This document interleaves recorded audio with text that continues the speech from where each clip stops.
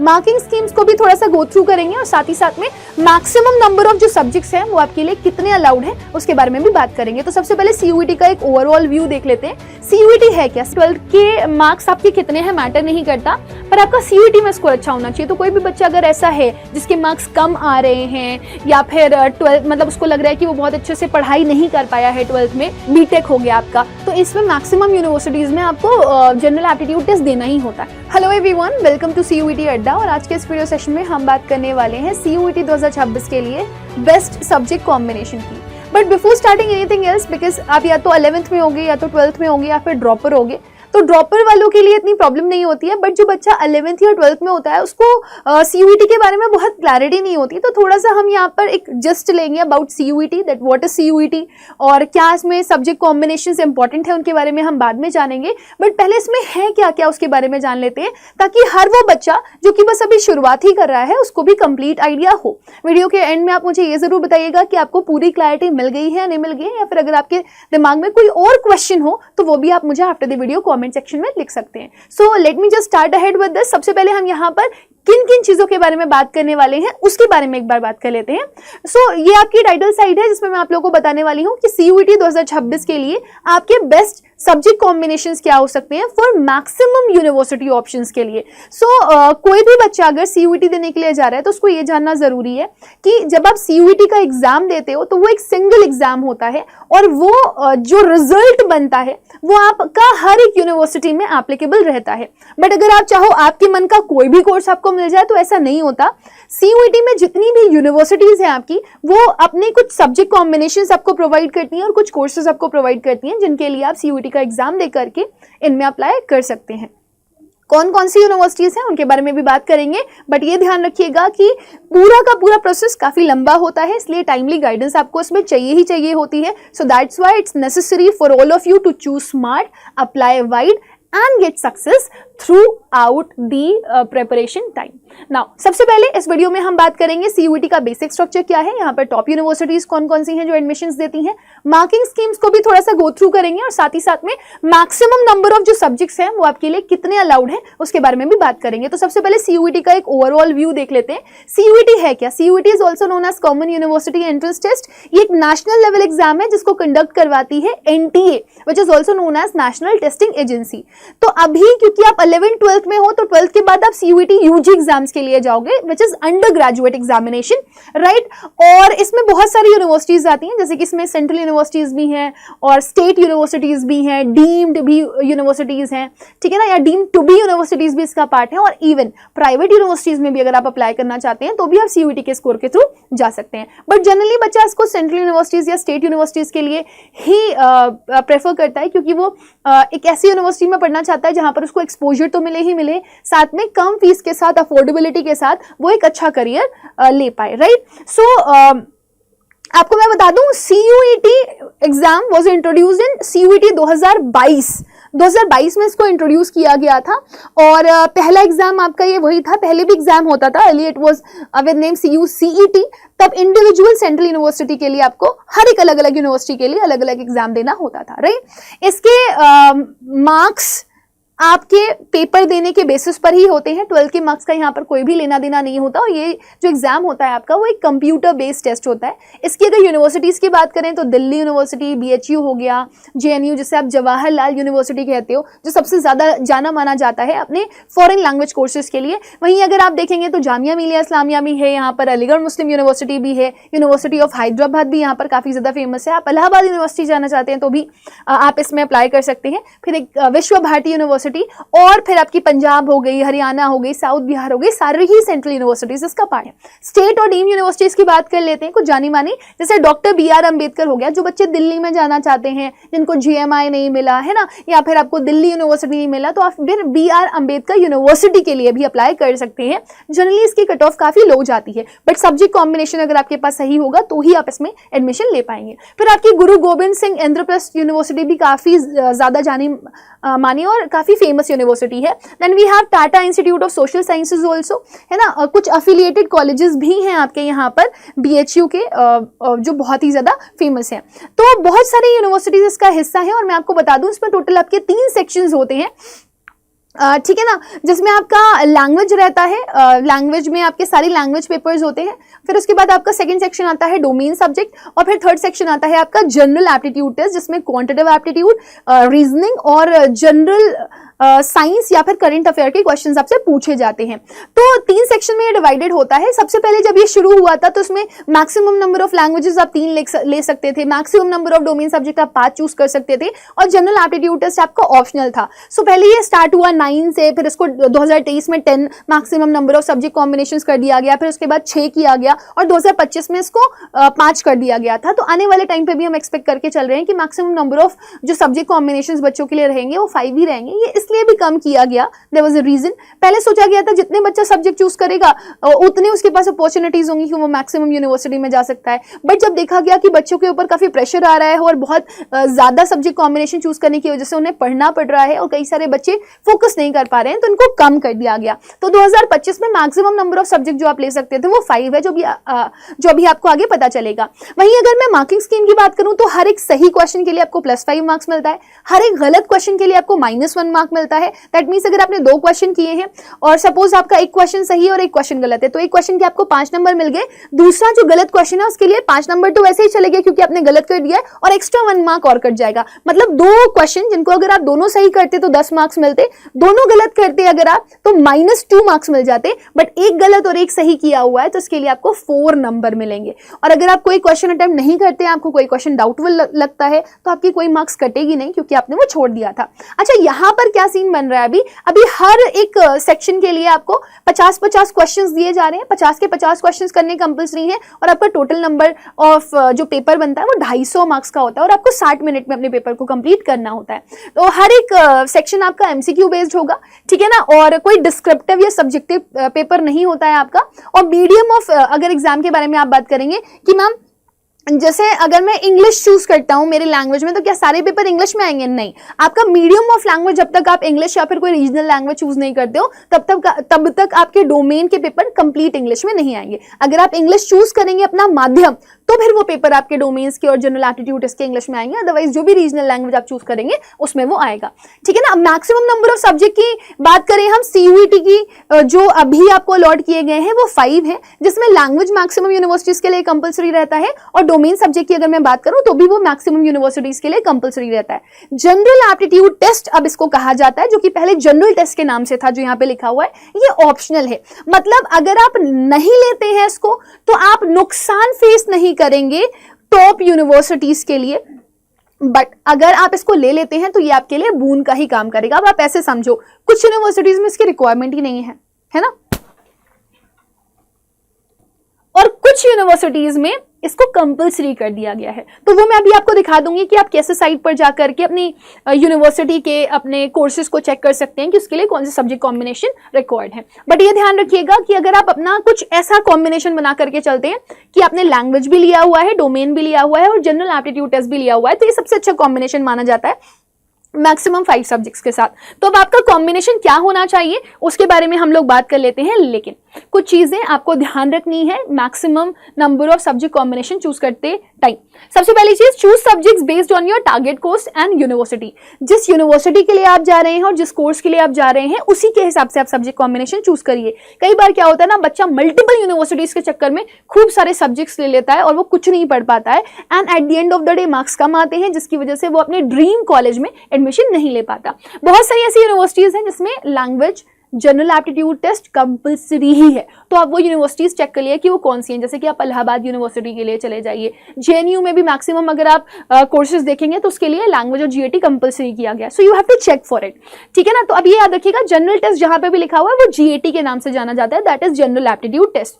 अच्छा, मार्क्स की जरूरत नहीं होती, 12 के मार्क्स आपके कितने हैं मैटर नहीं करता, पर आपका सीयूईटी में स्कोर अच्छा होना चाहिए। तो कोई भी बच्चा अगर ऐसा है जिसके मार्क्स कम आ रहे हैं या फिर 12 मतलब उसको लग रहा है कि वो बहुत अच्छे से पढ़ाई नहीं कर पाया है 12th में, तो वो सीयूईटी भी अच्छा नहीं कर सकता, ऐसा नहीं हो सकता।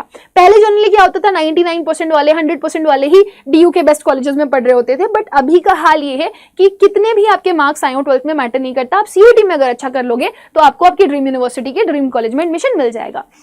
Now, अब बच्चे बोलते हैं मैम सीयूईटी सब्जेक्ट कॉम्बिनेशन क्यों मैटर करता है, what's the reason behind it. तो मैं आप लोग को बता दूं, अगर आप राइट कॉम्बिनेशन चूज करते हैं तो ही आप अपने ड्रीम यूनिवर्सिटी के ड्रीम कॉलेज में पहुंच पाएंगे, अदरवाइज एक प्रॉब्लम हो जाएगी। सब्जेक्ट कॉम्बिनेशन की वजह से आप जो एक क्राइटेरिया होता है एडमिशन का, उससे बाहर हो जाएंगे और फिर आपको अगले साल पेपर देना पड़ेगा, है ना। Generally maximum university, specifically central universities की अगर मैं बात करूं, अगर आपका सब्जेक्ट कॉम्बिनेशन सही नहीं है तो फिर आप यूनिवर्सिटी के बाहर हैं, बस आप ये ध्यान रखिएगा, ठीक है। मैं ऐसा क्यों बोल रही हूँ, क्योंकि कुछ यूनिवर्सिटीज ऐसे भी हैं जो आप अगर CUET के स्कोर के साथ नहीं भी आ रहे हो तो भी आपको एडमिशन दे देती हैं, राइट। तो अगर आपको राइट सब्जेक्ट कॉम्बिनेशन नहीं मिलता है या आपने राइट सब्जेक्ट कॉम्बिनेशन नहीं लिया हुआ है CUET में, तो फिर आप एलिजिबल नहीं होंगे मैक्सिमम यूनिवर्सिटी और मैक्सिमम कोर्सेज के लिए। डिफरेंट यूनिवर्सिटीज के लिए डिफरेंट सब्जेक्ट कॉम्बिनेशन का रिक्वायरमेंट होता है, याद रखिएगा। तो स्मार्ट स्ट्रैटेजी यही है कि आप multiple admission options across top institutions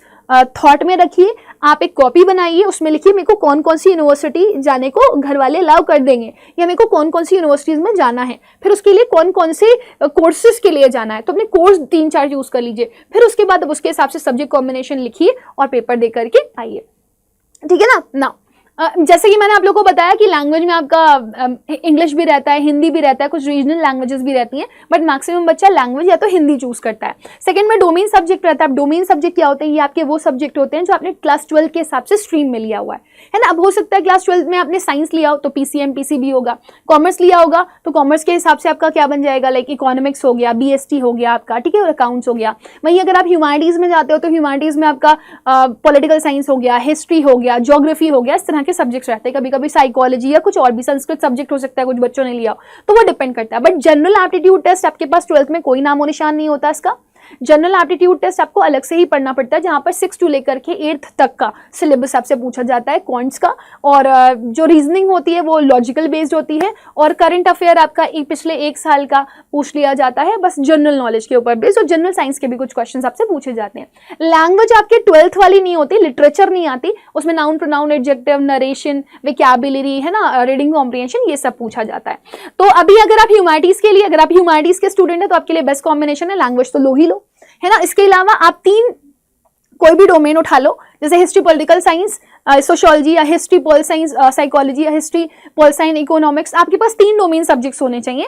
और मैक्सिमम यूनिवर्सिटीज में आपके 12th के ही सब्जेक्ट कंसिडर किए जाते हैं, तो आप 12th के ही सब्जेक्ट लीजिएगा। जैसे कि दिल्ली यूनिवर्सिटी बच्चा ज्यादा भागता है तो उसमें आपको 12th के ही चाहिए। भले ही आप साइंस स्ट्रीम के हैं, आप अपना स्ट्रीम चेंज करना चाहते हैं, तो भी आप वही सब्जेक्ट्स लेंगे जो अपने 12th में पढ़े, आप 12th के सब्जेक्ट का ही पेपर देंगे डोमेन्स में, ठीक है ना। फिर आपका आता है जनरल एप्टीट्यूड टेस्ट, तो वो रिकमेंडेड होता है भाई, लो जरूर।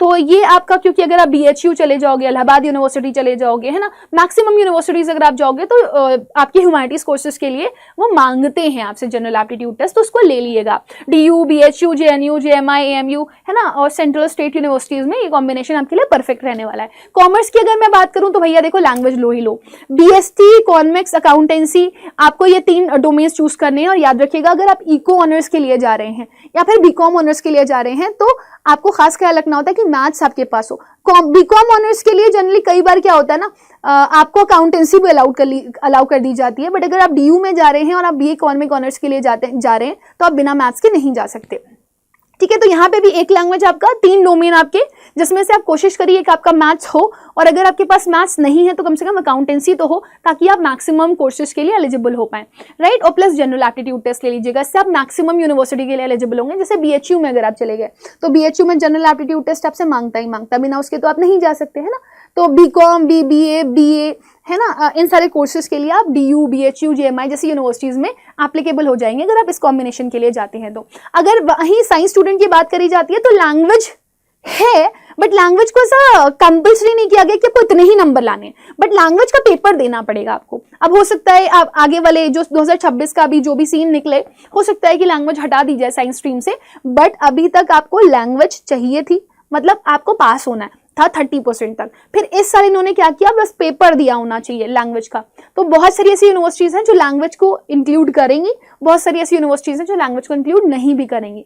बट अगर आप DU टारगेट कर रहे हैं तो लैंग्वेज का पेपर दे दिएगा, क्योंकि अभी तक लैंग्वेज को कंसिडर किया जा रहा है यहाँ पर। बाकी PCM PCB में आपका कुछ भी हो सकता है, it's your choice. General aptitude test का कोई खास रिक्वायरमेंट नहीं है, बट अगर जैसे आप बीटेक करते हो, है ना, या फिर वोकेशनल कोर्सेज के लिए कोई बच्चा जाना चाहता है, वो स्ट्रीम चेंज करना चाहता है साइंस का बच्चा, तो फिर उसको थोड़ा सा ध्यान रखना पड़ेगा कि जनरल एप्टीट्यूड टेस्ट इंपॉर्टेंट हो जाता है। तो BSc life sciences, physical sciences, है ना, बीएचयू जा रहे हो आप, या सेंट्रल यूनिवर्सिटी ऑफ हरियाणा जा रहे हो, पंजाब जा रहे हो, तो आपके लिए ये कॉम्बिनेशन अच्छा है। एक लैंग्वेज लो, PCM या PCB डोमेन्स लेने के बाद आप अपना जनरल एप्टीट्यूड टेस्ट दे दो। जनरल एप्टीट्यूड टेस्ट में आपको लग रहा है कि सिलेबस आपका बहुत ज्यादा हो जा रहा है, तो आप टेंशन मत लो, आप उसको सटल वे में पढ़ सकते हो। बाकी मेन फोकस आपका लैंग्वेज और 3 डोमेन पे होना चाहिए, राइट। बट हाँ, अगर आप किसी ऐसे कोर्स के लिए जा रहे हैं जैसे कि लॉ हो गया, BBA हो गया, है ना, BMS हो गया, तो उसमें बीटेक हो गया आपका, तो इसमें मैक्सिमम यूनिवर्सिटीज में आपको जनरल एप्टीट्यूड टेस्ट देना ही होता है, तो आपको वो फोकस करना पड़ेगा बेटा। तो कोशिश करिए कि आप देखते चलें कि आप किस कोर्स के लिए कौन सी यूनिवर्सिटी में जा रहे हैं। फिर आप कुछ यूनिवर्सल और फ्लेक्सिबल कॉम्बिनेशन की अगर मैं बात करूं जो सबके लिए एप्लीकेबल है, वो ये हो सकता है, एक तो लैंग्वेज आपका, दूसरा जनरल एप्टीट्यूड टेस्ट, और तीसरा कोई भी 3 डोमेन जो आपके पास क्लास 12th में थे एज अ स्ट्रीम। ठीक है ना, तो आई होप ये क्लियर होगा। इससे आप BA programme, BBA, BCom, liberal arts, है ना, BA LLB, BMS, BBFIA, इन सब के लिए जा सकते हो। अच्छा, BBFIA, BMS और BA के लिए जनरली जब बच्चे जाते हैं तो मैक्सिमम यूनिवर्सिटीज मैथ्स कंपलसरी कर देती हैं, तो वो भी आप एक अपनी कॉपी में नोट कर लीजिएगा।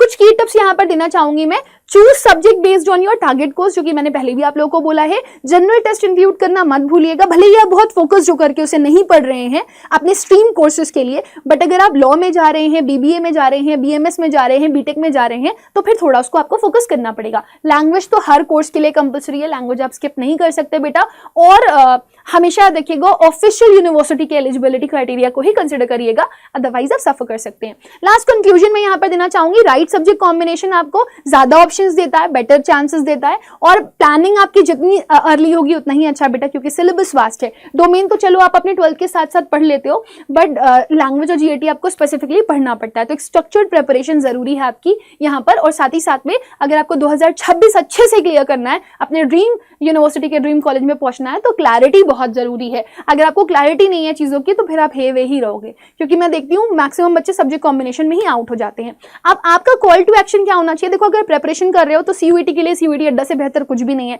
स्ट्रक्चर्ड कोर्स मिल जाता है, अच्छे फैकल्टीज मिल जाते हैं, बुक्स भी मिल जाती हैं और मॉक टेस्ट भी मिल जाते हैं, जो स्पीड एक्यूरेसी के साथ साथ आपको एक एग्जाम माहौल देते हैं। हाँ, अभी आपको बता दूं, मंथ एंड सेल चल रहा है, तो उसमें आपको मैक्सिमम डिस्काउंट भी मिल सकता है, that is with code Y484। कोई कंफ्यूजन होता है, कोई डाउट होता है, एक मेल ID दे दूंगी अभी, आप उस मेल ID पर मुझे मेल कर सकते हो, ताकि मैं आपको हेल्प आउट कर पाऊं for any kind of thing. Last, अड्डा की ऐप जरूर डाउनलोड कर लीजिए, जिससे आप अपनी जर्नी अभी के अभी शुरू कर सकें, क्योंकि अभी अगर आप शुरू नहीं करोगे ना बेटा, तो एग्जाम आ जाएंगे, फिर आपको लगेगा शुरू करने से पहले ही टाइम खत्म हो गया। सो मेरी मेल ID ये है rubaika.aga@adda247.com। ठीक है, तो अगर आप चाहेंगे तो मैं आपको हेल्प भी कर पाऊंगी, अगर आपको किसी भी तरह की कोई गाइडेंस चाहिए तो। इसी के साथ मैं यहाँ पे सेशन एंड करूंगी, लेकिन आप लोगों को बताते चलूं कि आपके बैचेस न्यू स्टार्ट हो चुके हैं। अगर आप वो बैच लेना चाहते हैं तो आपको अड्डा के स्टोर पर, ठीक है ना, अड्डा के स्टोर पर जाना पड़ेगा। उसके लिए आपको अड्डा की ऐप डाउनलोड करनी है, या तो अगर आप सीधे क्रोम से जाना चाहते हैं तो आप सीधे क्रोम से चले जाइए, ये है अड्डा की app. India's largest vernacular platform पे आप जाएंगे, ठीक है ना, और जैसे ही आप इंडियाज लार्जेस्ट वर्नाक्युलर प्लेटफॉर्म पे जाएंगे, आपको ऑल कोर्सेज में जाना है, UG PG एग्जाम्स में जाना है। आपके पास साइंस है, अगर साइंस स्ट्रीम के हो साइंस में चले जाओ, कॉमर्स स्ट्रीम के हो कॉमर्स में चले जाओ, और अगर आप आर्ट्स के हो तो आर्ट्स में चले जाओ। और अगर आपको लगता है कि डोमेन्स तो मैं स्कूल में पढ़ लूंगा, मुझे सिर्फ लैंग्वेज और GAT की जरूरत है, तो आप फिर लैंग्वेज और GAT स्ट्रीम के लिए चले जाओ।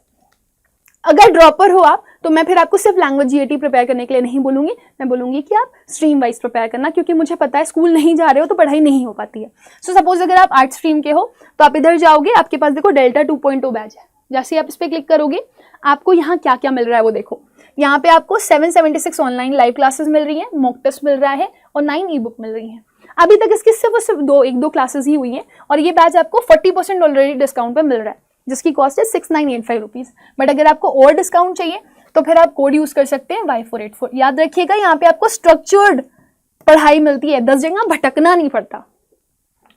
आपको क्लास में लाइव क्लासेस मिलेंगी, टीचर पढ़ाएगा, पढ़ाने के बाद वो आप लोगों को DPP देगा कि आप क्वेश्चंस अपने पास से प्रैक्टिस करो उस DPP से, जिसे डेली प्रैक्टिस पेपर बोलते हैं। आप उस वीडियो को रिकॉर्डेड भी देख सकते हो, साथ ही साथ में आपके टाइमली डाउट सेशंस भी होते रहते हैं। अगर आपकी डिमांड होती है तो टीचर्स आपको प्रोवाइड करते हैं।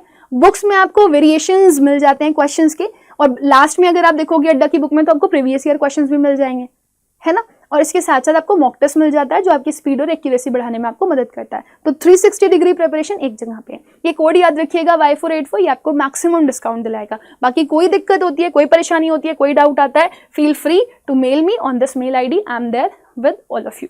So with this, let me end with the session. We'll meet again. तब तक के लिए bye bye, take care, God bless you all, lots of love. पढ़ते रहिए, मेहनत करते रहिए।